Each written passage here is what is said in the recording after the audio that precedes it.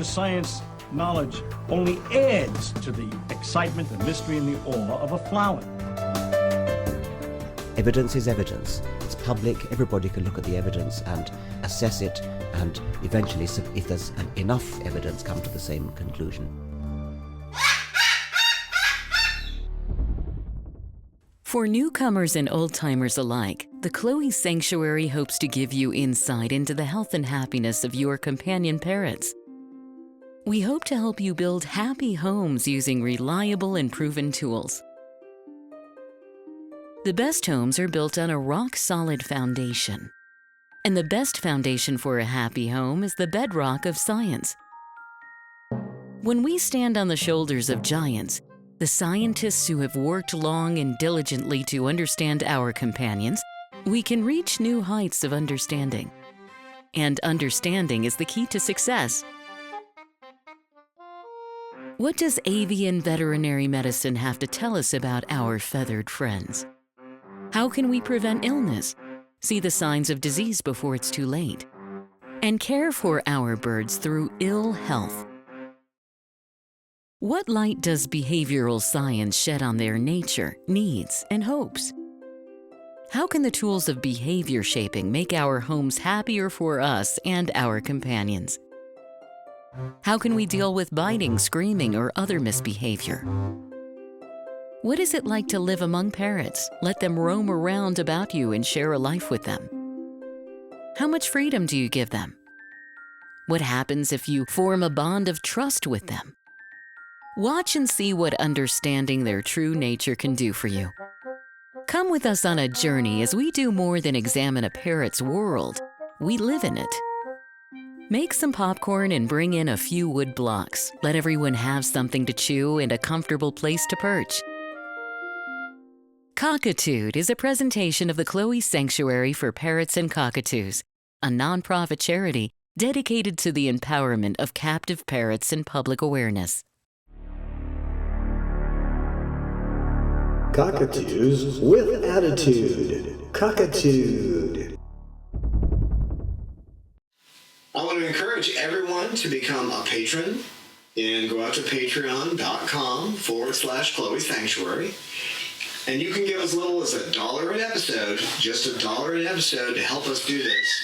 It takes about 30 hours to do one video, and we would appreciate your help. And thank you so much to all of our patrons who are helping us now. You guys are wonderful.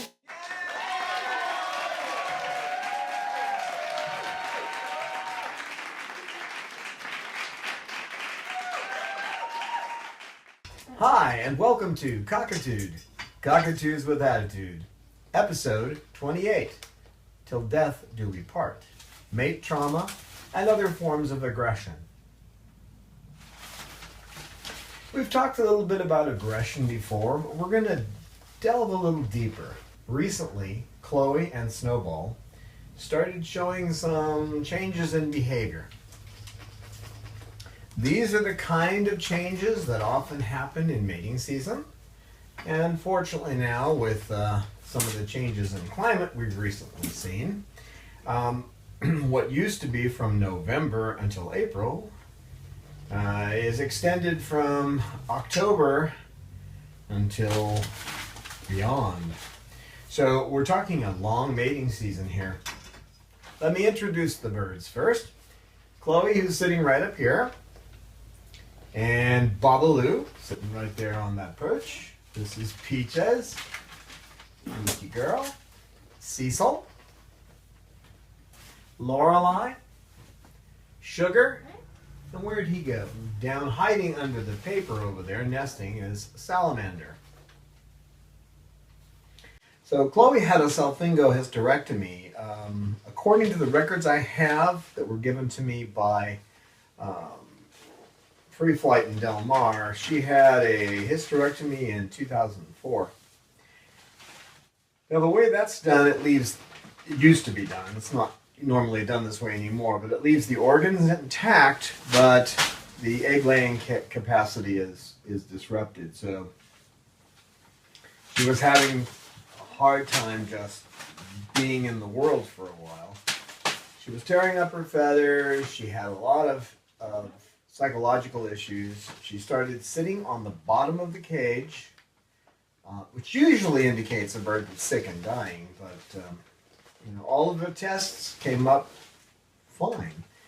She was losing weight, and she was pining with Snowball. They were talking back and forth together. Come here, Bob. I don't want you going over there because I know your little mind, and it's very good at getting into things. Yes, it is. So I had to make a hard decision.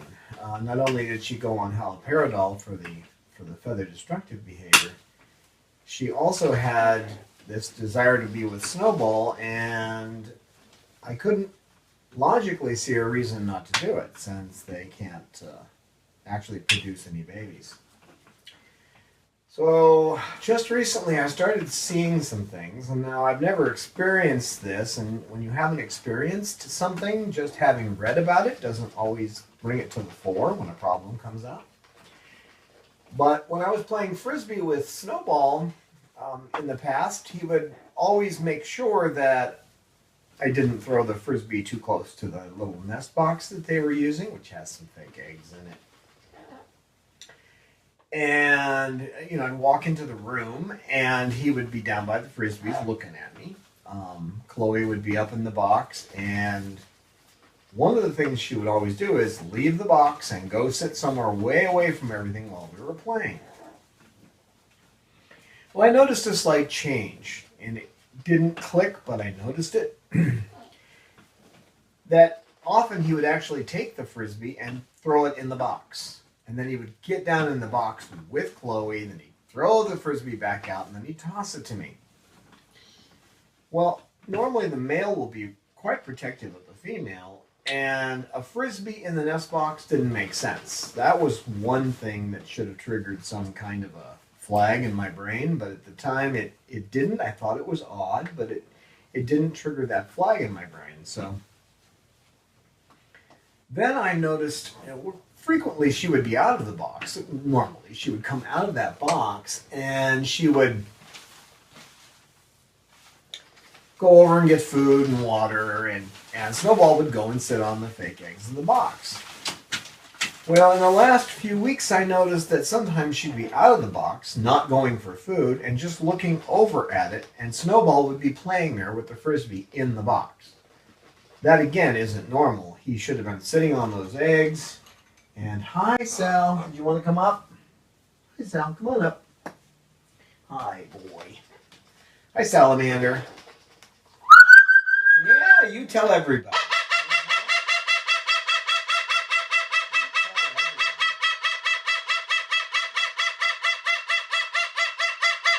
Hello. You big silly. You're just a big silly bird. Yes, you are. Yes, you are. So, if you think about it, that's not protecting the nest, and that's not protecting the mate. Then one day, just about a week ago, I heard her crying.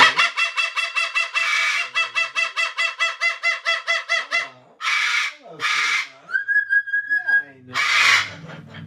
Yeah, I know. I heard Chloe crying, and so I went in there, and she was on the floor, upside down, and Snowball was on the cage up on top, and she was just like on her back and crying, and she had just gone to the vet, and her vitals were, there were a few minor things that we took care of with some antibiotics, but and her weight had been dropping a little bit too. This is another thing that was going on. So he wasn't doing anything to her. He was looking at her, and she was on the ground, and I went down and picked her up and and petted her and put her back over in the nest. And then just a couple of days ago, I hear her crying. I go in there, and he's got her in a corner, and some of her coverts are off. He's pulled a few of her feathers, and she's just backed into the corner. Well, when I saw that, then it all clicked. Mate trauma is common among cockatoos, and especially among white cockatoos. And normally what happens is, and this only happens in captivity, from everything we know, it's strictly a captive thing. For example, in Australia, it's never been seen in the wild, and they have thousands and thousands of these white cockatoos, and the weather's fairly good, so there's actually biologists who are in there studying them, so it's never been seen there. So we don't know exactly why that is. It may be at some point the males may actually do that. They may actually start to get aggressive with the female. The female just leaves. Plenty of room to go. Easy to get out, to change a mate if you had to. It's a rare thing as far as we've ever known, but it's not hard to do. I mean, you just leave. So I immediately separated them and went back and hit the books, especially the Manual of Parrot Behavior. Again, I want to stress that you should own this book. I know it's expensive. I realize $125 is a lot to pay for a book. But if you end up with a situation where you've made a mistake because you aren't informed, you could have a dead, your companion could be dead because you didn't know it. It's also important to have the Vasava Manual for Citizen Birds and possibly Clinical Avian Medicine, so you can also look at the medical issues, as well as being able to look on the web and find actual articles by veterinarians, and I stress by veterinarians,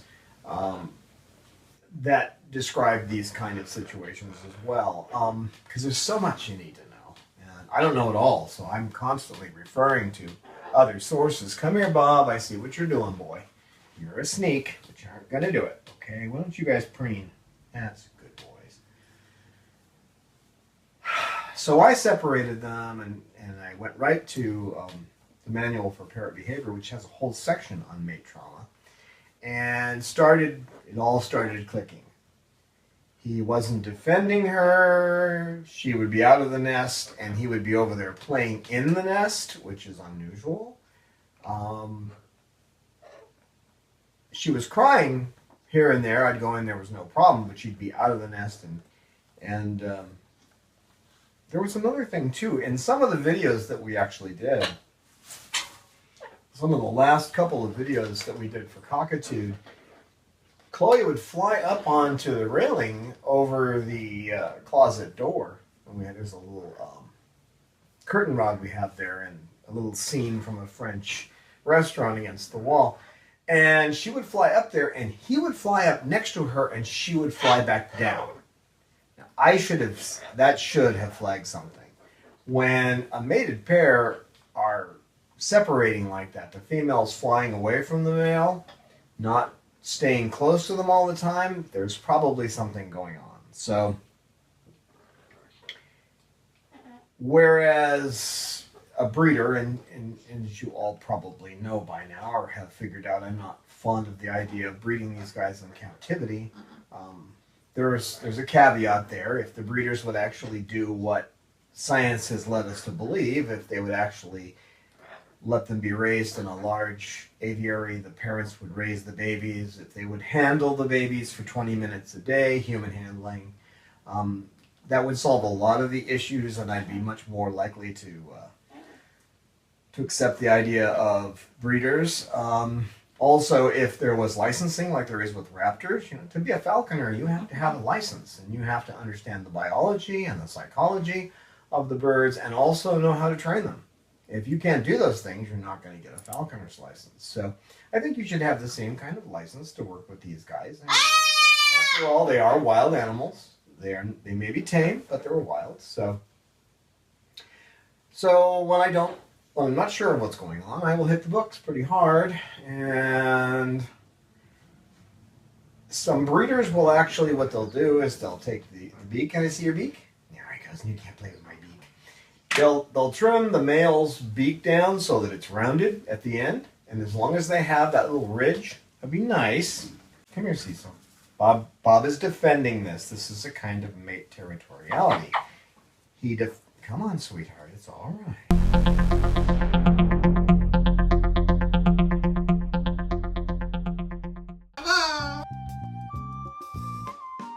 If you are enjoying our videos, we hope that you can find it in your heart to support our work.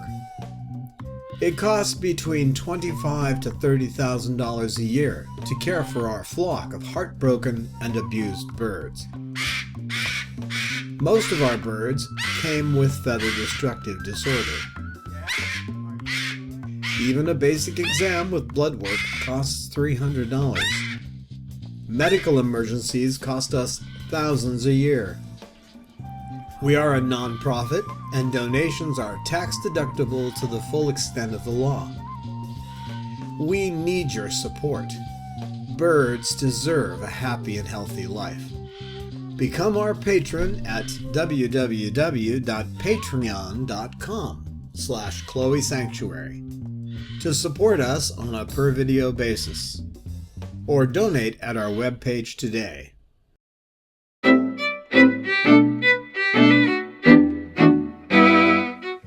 right. I'm not trying to hurt you. Bob's going to get you if I don't get you out of there. Yeah. This is a kind of aggression where he grabbed my hand, and he had a pretty good grip on it. Didn't bust the skin or anything, but he grabbed my hand because he was protecting an area that he was in. He was being territorial. But that happens. That's Bob's territory, so I didn't want them to get into a conflict. So I just, took my chances and just tried to move him slowly and, hope he didn't bite too hard. Right, Cecil? So there's two sections in the manual for parrot behavior that cover this. There's a section on mate trauma, and there's a section on aggression. And you should read both of those to understand what can happen, because not only could this kind of mate aggression occur between Chloe and Snowball, it also could occur between your male bird and you. If you were to get your male bonded to you, then this mate territoriality could develop, where the bird would defend you, which could mean that somebody comes in to give you a big old hug, and because they haven't seen you in a long time, and your bird turns around and bites you. This kind of displaced aggression is common. In the wild, it's often just letting the mate know that there's a problem and let's get out of here. So when you're biting feathers, it doesn't tend to hurt things too much. But they could also, bite the person who's your friend as well. And it may look like they're biting out of the blue, but they're actually defending a mate. So there's a reason you don't want to be mated to your bird. And if you get into the situation, it's often possible. It does happen that in this kind of mate aggression. Oh, Chloe, not over there. Come on off there, Chloe. Come on. No. Excuse me. You have to get off that. Come here. Come on. Off of it. That's not a perch. Back over here. Oh, Chloe, back over there.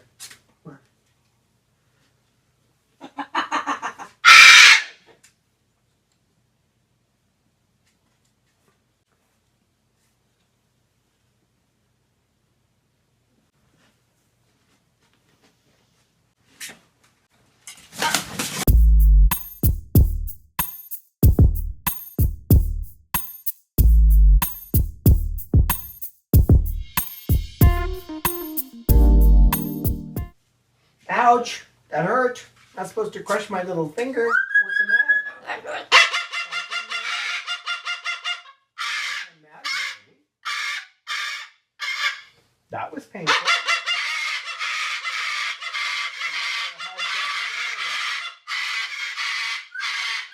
Is it because I have hair on me? This particular behavior is probably due to the fact that I'm holding Salamander. I'm guessing that that's the reason that he's getting so aggressive. But, so he's defending me, even though we're not mated. Oh, you agree with that? You do? So what I'm doing now is I'm going to let him stay in Bob's area, and we'll see what happens there. And that's probably going to cause a little bit of a problem.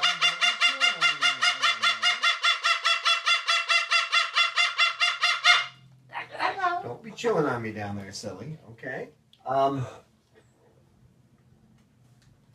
So if you have a male that considers you its mate, and if it does what we only find in captivity, if it begins to attack its mate, that's not going to be fun. And they will chase you. Just as they do the actual, as Snowball was actually chasing Chloe. And if you'll note, Chloe's in here. And Snowball is, where is Chloe? Chloe, where'd you go? Chloe! Oh, there you are. Okay. She's up on the railing. So Snowball is not in the room right now. And the rationale for that is that that could be dangerous for Chloe, especially if I'm not paying attention. So at this point, they are permanently separated, which is your best bet if you see this situation.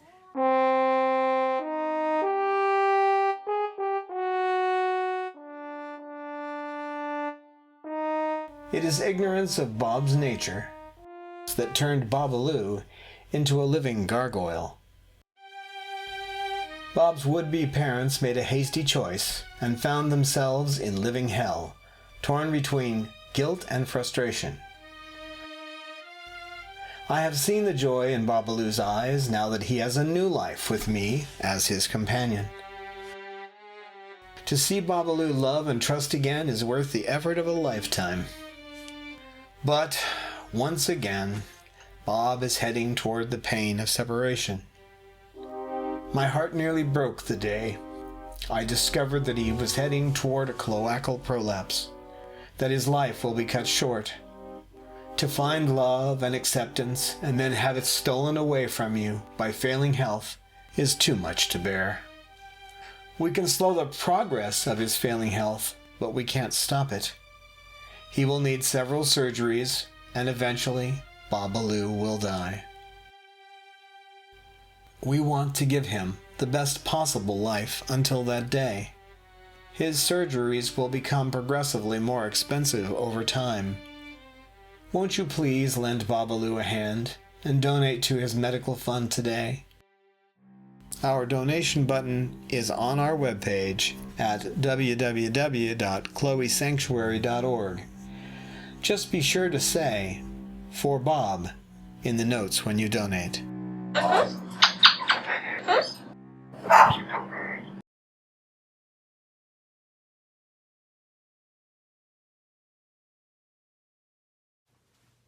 So it's important that you do not pet your bird anywhere except the head. There are exceptions. Peaches because she can't preen herself. Sugar because it took so long to save her life. And she's a mutilator, so I had to spend a lot of time handling her. There are reasons where you would pet a bird other than on the head, but you have to have good concrete reasons. With Sugar, I had to do it to preserve her life because she was a mutilator, and putting collars on her, taking them off, having to deal with trying to clean her up after she bloodied herself time and time again. And with Bob, because he had been rejected for the first 8 homes he went to in the first 11 years of his life. So I'm bonded to him, I'm bonded to Sugar, and I'm bonded to Peaches, and there's not a lot of choice there. The only male that I'm bonded to is Bob, and that's where the major danger lies, is that if he should start protecting me, then it could be a painful experience for others. I mean, I can deal with the pain when it happens, but others may not want to do that. All right, I'm going to show you a trick I don't want you guys to use very often. All right? You see how Cecil's getting a little aggressive, and it's funny that we're having this video to go over aggression again and mate trauma, and he's acting like this. If a bird is coming down to bite you, what you can do in an extreme situation where you're going to get bitten, if bird's going like before you. Come here, Cecil. Come on, Cecil. Come here. Come here. So he goes, if he's coming to bite me, what you do is you rotate your hand the same direction he's going. So if he's coming down to bite my thumb, if I rotate my hand this way, he'll back away. You saw him do it? Let's try that one more time, Cecil. Come here. Come here.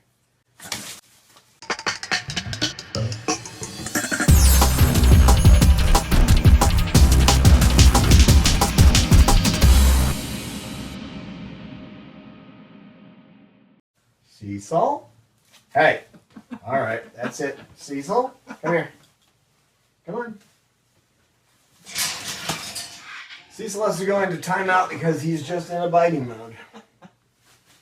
Timeout for a bird is usually 2 minutes. Beyond that, you don't want to put them in a timeout.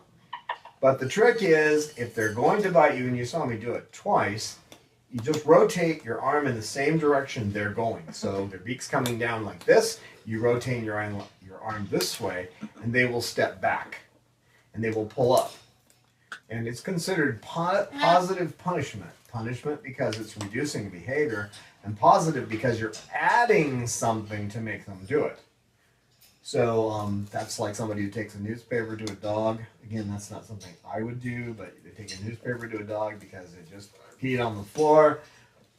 That's adding something to reduce the behavior. So in this case, if you rotate your arm, you're taking away their balance, but you're adding a movement of your arm to reduce the behavior. And it's only punishment because it reduces it. Not the same way we use the word punishment in common talk, but that's the way it is in specialized fields. Okay, that's your 2 minutes. You want to come out, sweetheart? Are you ready to come out? Come on, sweetie. Come on. Aw, come on, boy. Come on. See, oh, there's my Cecil. Hi, Cecil. What you doing, Cecil? What a good boy. What a good bird. Hi, Cecil. He's still pretty hyped. What are you doing? How come you're, no, we don't want to bite, no. Hey, Cecil. Cecil, what's your problem? Come here. Cecil, no biting. Come here. No biting.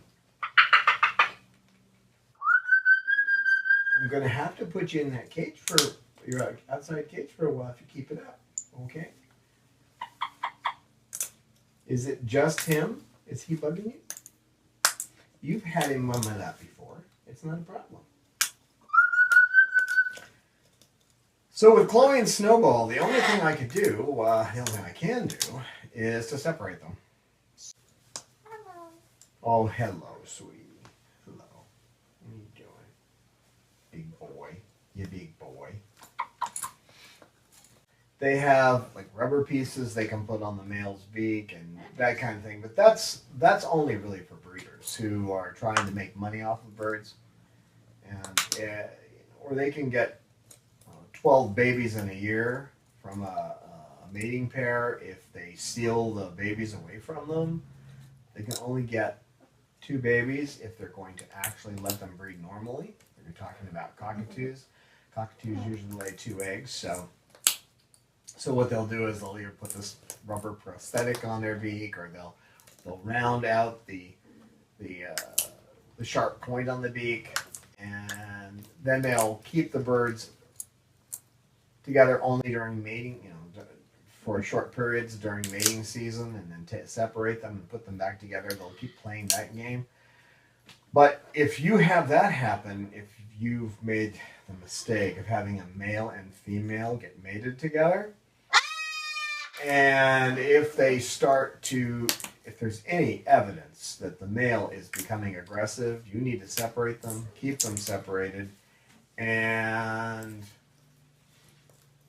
if the situation is dire, if the male is being extremely aggressive, then your best bet is to take them out separately, or to rehome the male in a place that's only going to have that one bird. Because once the males become aggressive, they're probably not going to do well with another male or female around them, and you certainly don't want to endanger other birds. So,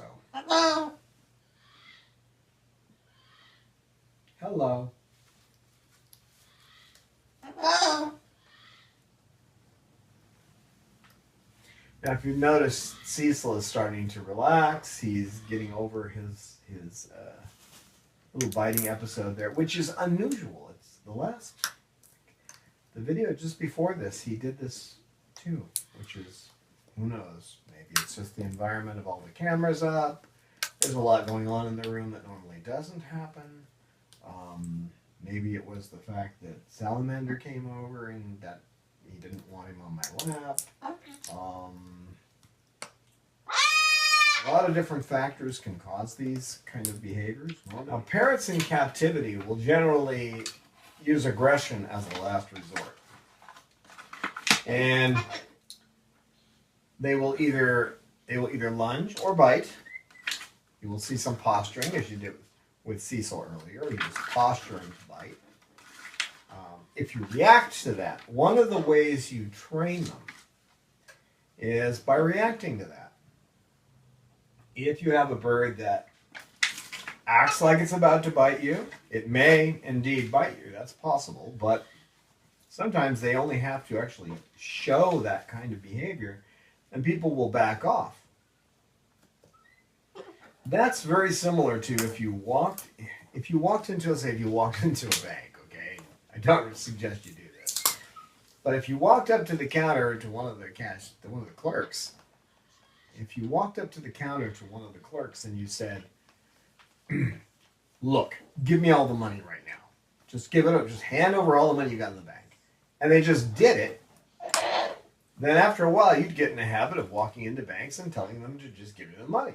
If there was no consequence except what you wanted, which was the money. So with these guys, it's kind of similar. If they don't want you, let's say if they don't want you to move them from place to place, they don't want to go back to their cage, they're busy doing what they're doing, or they're protecting an item that they have in their beak or something they're playing with, and they turn and lunge at you and you back away, well, you've just told them that, hey, that's just like being in the bank. It's saying, give me the money now. So if you back away, then you're giving them what they want, which is the space they want for that object, the thing that they're playing with, or the place that they are, or they don't want to go back to their cage or whatever it is. The second you give in, then you've reinforced that behavior. And after a while, some birds really learn this. Some birds become master manipulators. And Bob's a good example. I know I've told the story before, but it's good to let's do a brief recount of it here. There was a young lady who said she wasn't afraid of birds, and she understood them and that kind of thing. And, well, Bob has a way of getting under your skin, and what he did was he got on her stomach. She's sitting in a chair, and he stared her down. That's all he did. He didn't bite her. Didn't even make a lunge. He just stared her down. Just kept his eyes right on her eyes. And after about, a minute of that, she said, could you just take him off me? And he learned this because he didn't get much time out of the cage when he was at the animal hospital where they were trying to find him a home. So in order to stay out, he learned to make lunging motions and to snap at people in order to be able to stay out of the cage longer. They'd come to clean the cage, they'd take him out, and then he'd do these behaviors in order to stay out longer. So he's learned that technique well. It doesn't work for him so well these days because I just don't react to it, and he doesn't bite me for those reasons. And the only time he'd really bite, I know, Sugar, you can come down here if you want. Come here, Shug. Come on, Shug. Well, come here. Well, come down here. Well, come here. Well, come on. Come here. I can't get up and get to you. I wish I could, but I'm kind of got pieces on my stomach. Makes it hard to do. It does, but you can come over here. Well, you can. Oh, well, I know, but you could. Uh-huh. Yeah, I know you're asking me to come over there, but I'm not in a good position for that, sweetie. Sugar's another one that can show aggression, and it's mate aggression. She's trying to defend me, so she'll fluff up, get all of her feathers out, and people will think, oh, she's coming over to say hi. No, she's coming over to bite you because you're too close to me.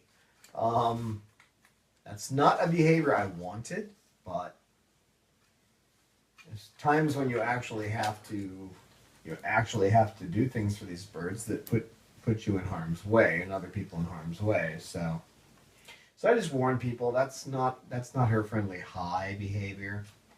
That's actually a mate behavior that you don't want to.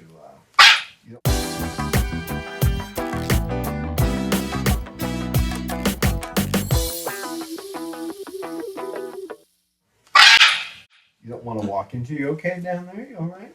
You guys fighting? This is fighting over Bob's territory right down here. Now there's different types of biting, aggression, whatever you want to call it. There's fear biting. Fear biting is where a bird, being afraid, having nowhere to go inside of a cage, or having been abused by a human, will develop a defensive posture where it lunges or bites. One way to distinguish it is that generally in fear biting, they don't run after you and try to bite you. A bird that's running to get you and trying to bite you is probably doing that from a mate aggression, mate territoriality. Could be because you're mated to the bird and things have gone wrong, or you're mated to the bird, you've been petting it improperly, that kind of thing. And someone else comes into the room. As I discussed before, there are a lot of reasons for it, but generally in fear biting, or fear lunging, you won't have a bird that's chasing you. When you're afraid of something, you tend to try to get away from it. You know, they're going to do the same thing we do in that case. They want a book. They want to get out of there.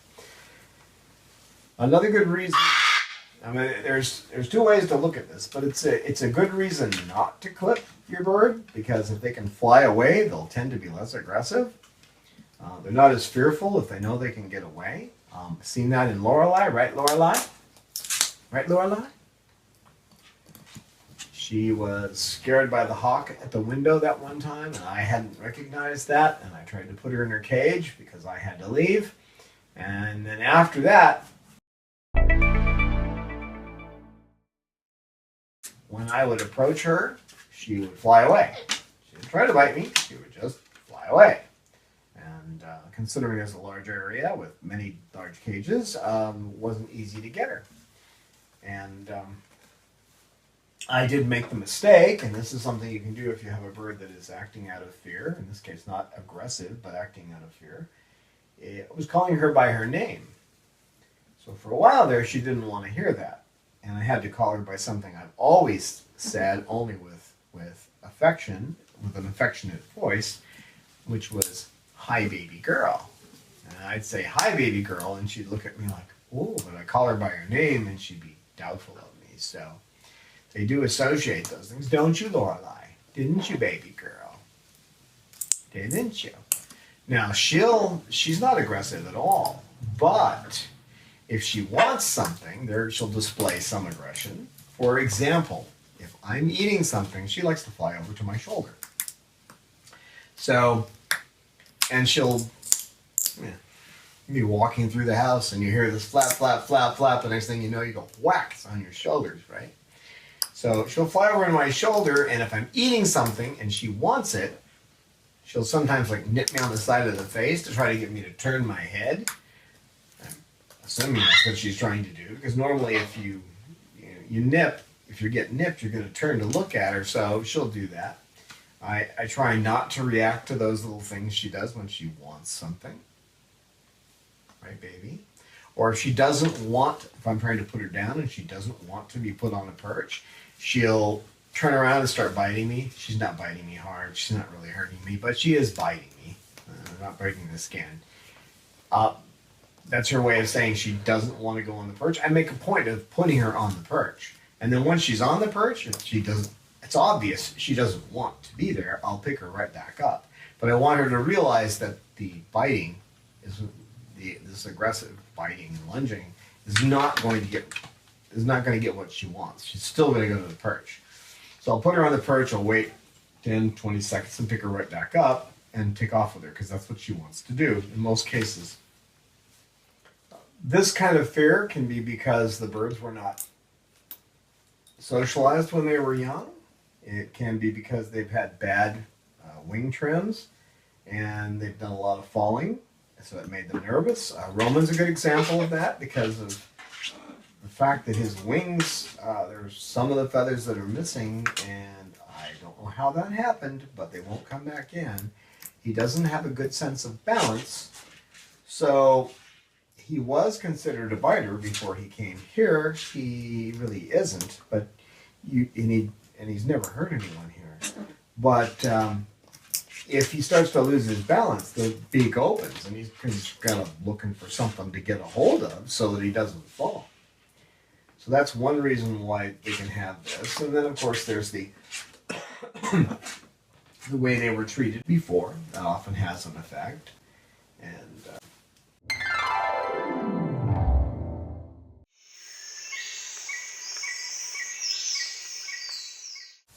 so how do you treat this kind of fear aggression?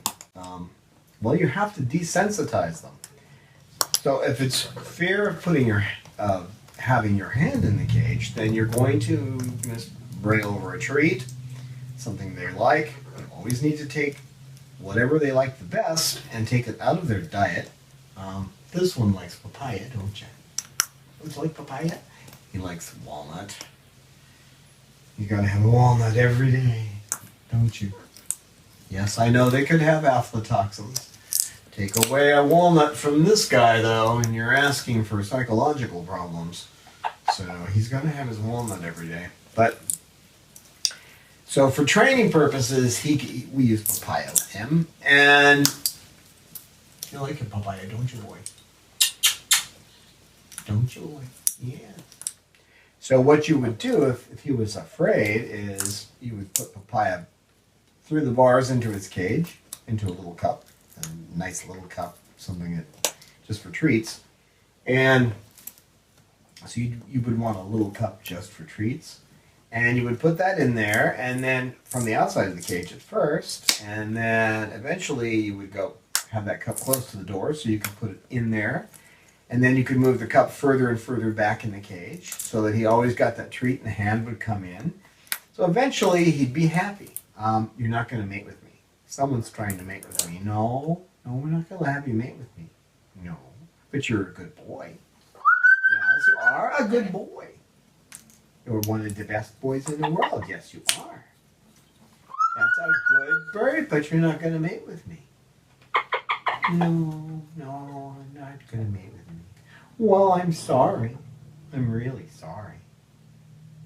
But wrong species, you know? Yeah, there's laws against that kind of thing. Yeah. If the government really knew what that was all about, a lot of people would be in trouble. Yes, they would.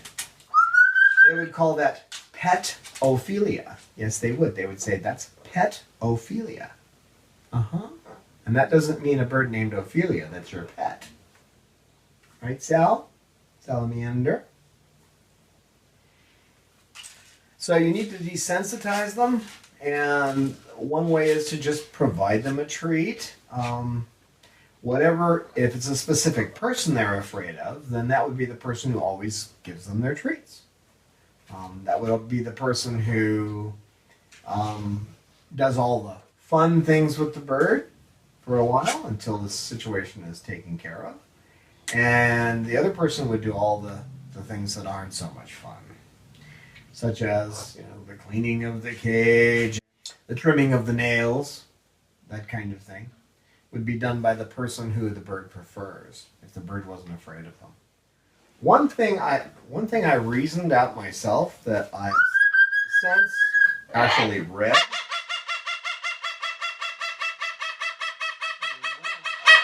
I know. What a good boy. What a good boy. One thing I reasoned out myself. Are you silly? I know.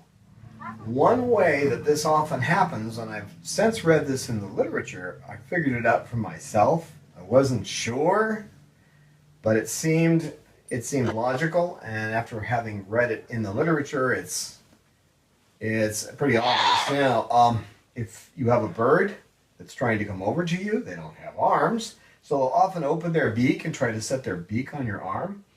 If you pull away, that's the beginning of the cycle of biting, because they lose their balance and they have to grab a hold of something, and especially if they manage to get a hold of your arm and you cry out, in their world, a loud sound is reinforcing. It's not a negative. So if someone goes, ow, then that's reinforcing the biting behavior. So that's one way it gets started.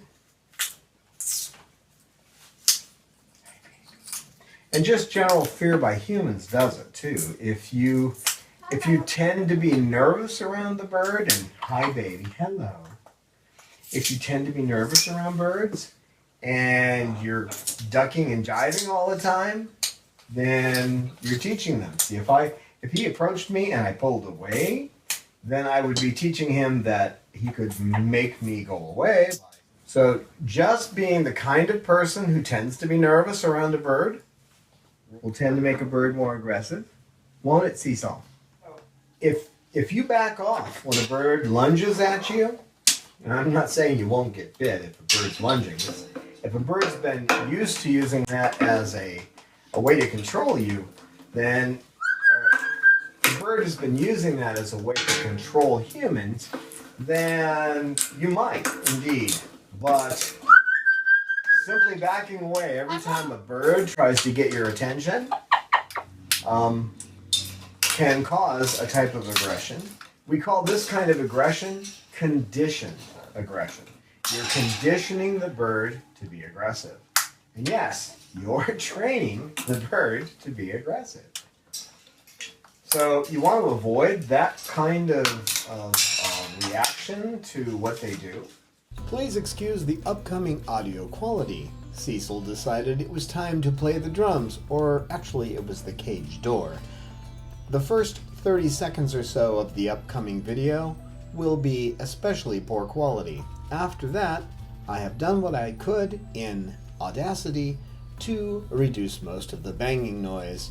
Please forgive us for the audio quality. So aggressive behavior, it can be conditioned. You can condition a bird to react more aggressively, whether it be mate aggression or territorial aggression or fear aggression. Your reaction to it. Hey, you talking to me? Are you talking to me, Sal? Hi, Sal. Your reaction to it could have a major effect in actually training the bird to have aggressive behaviors that you don't want. So, right, Sal? And Sal apparently agrees on that, don't you, Sal? Bob, I much prefer you destroying the perch to trying to eat the couch. So that's a good choice, kid. While this kind of aggression can happen in any species, it's more common in macaws and Amazons.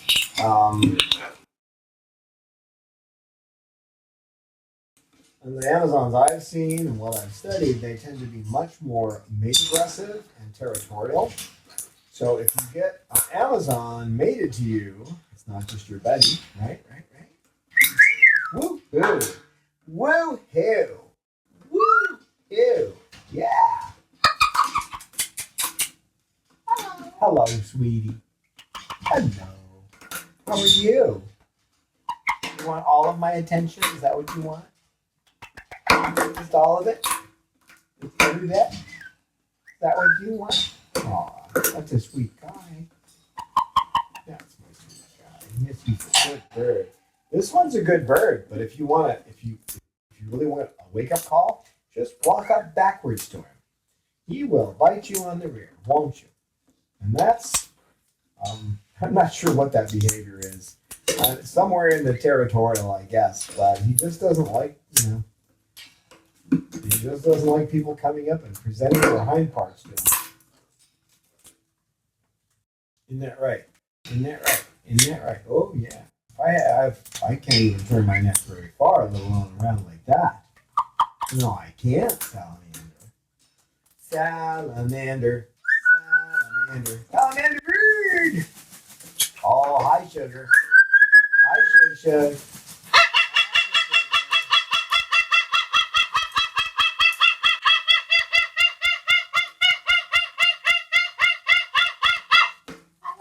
Hello. So, if you don't set up the borders or the boundary lines as to what's acceptable behavior and what's not, these guys are so intelligent. How intelligent are you? Very intelligent, Salamander says. So, yeah. So if you don't set up the boundaries, they will. These guys, no, we're not going to have, no, wrong species. No, I'm not a pestophile. I'm not a birdophile. No, I'm not. No, that's sexual behavior. We're not going to do that. But I love you. I do. I love you too. I do. Yes, I know. No, we're not going to do that. No, we're not. No, we're not. I don't know if any of you noticed that this is mating type of behavior, but now he's starting to position himself. So I have to kind of get him further away. No. No. And maybe I'll get him into some other behavior altogether. Like, what's Bob doing over there? What's Bob doing? You see what Bob's doing? What? He says, what? You see what Bob's doing? What's Bob doing? Oh, you don't care what Bob's doing? No.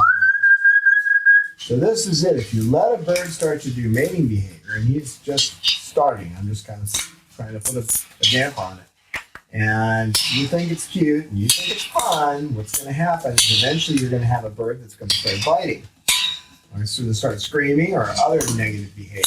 But the aggression is real easy to bring up with a bird that's become mated to. Isn't that right?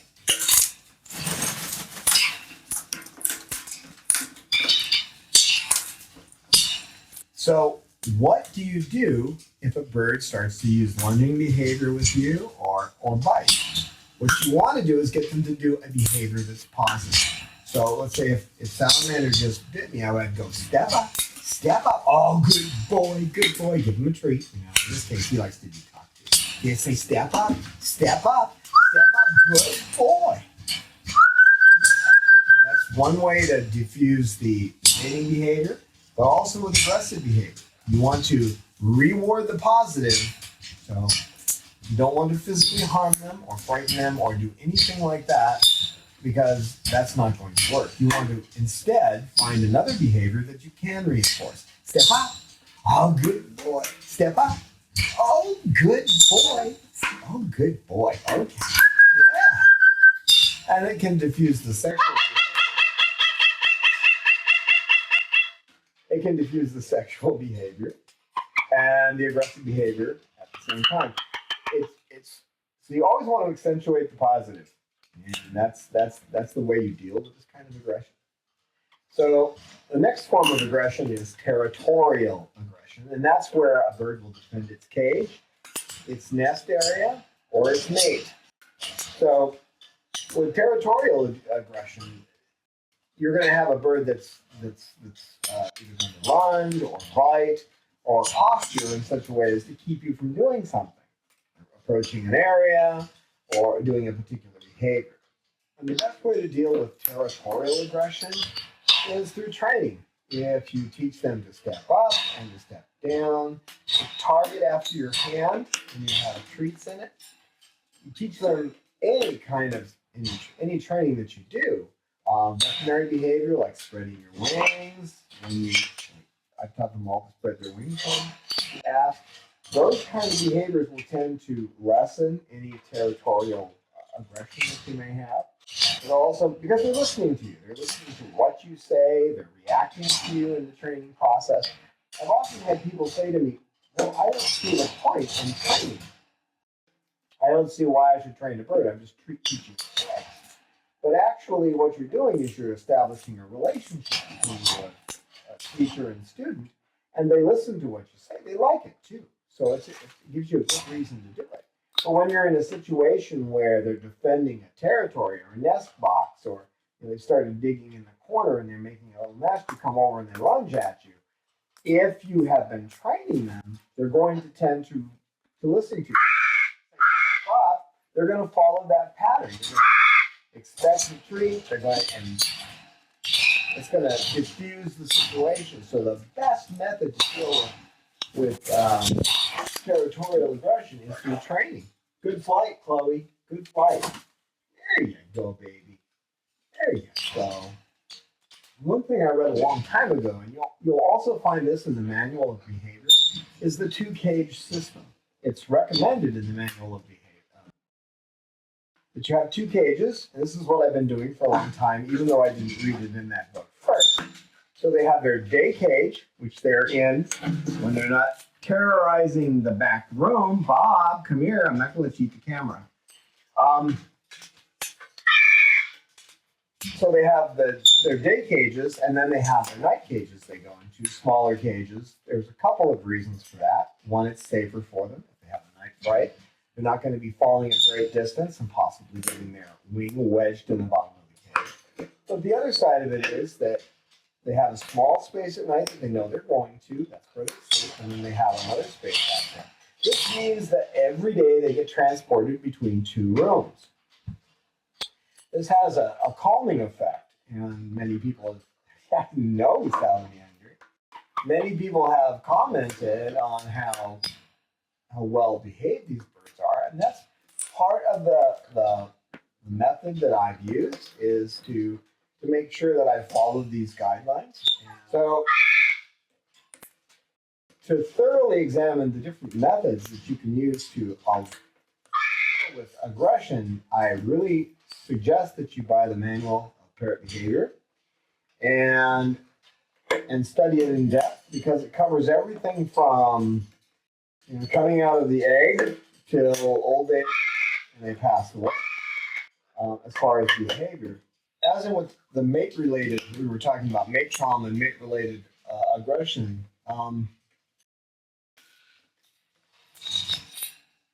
One thing that may help with mate-related aggression, as far as if you become mated to your bird and they become aggressive,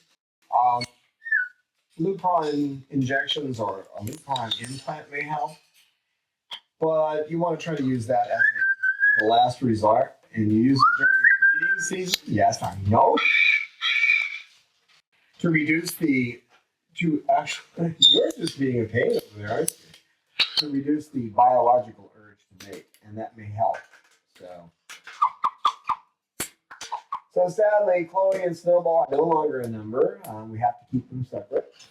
And Chloe's starting to come out of it. She can still hear him. He's still here. They still talk to each other.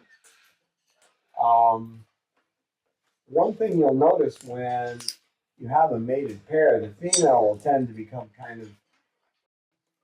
they don't pay much attention to anything else except their mate. The males will still mostly be interested in the world around them, but the females aren't.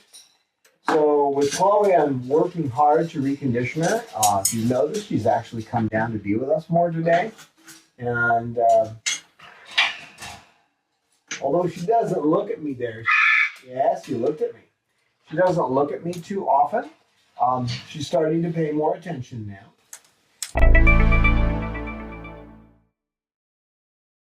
Thank you so much for watching. This is Cockatude 28. Till death do us part. All about mate trauma and aggression, and delving a little deeper. Again, I highly suggest you get the book I've been recommending, And there's a ton of stuff in there. You can look up almost any issue you're having behavior. So, thanks again for watching. You want to say goodbye, Peaches, or do you all have you say goodbye? You want to say goodbye to the people? Say goodbye. You want to say goodbye? Yeah, goodbye. We welcome your feedback on our videos. We look forward to your insights, tips, questions, stories, and pictures.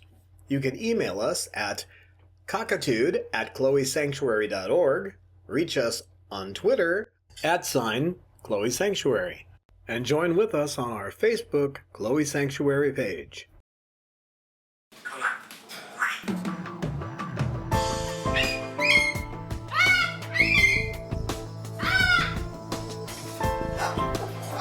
Science knowledge only adds to the excitement, the mystery, and the awe of a flower.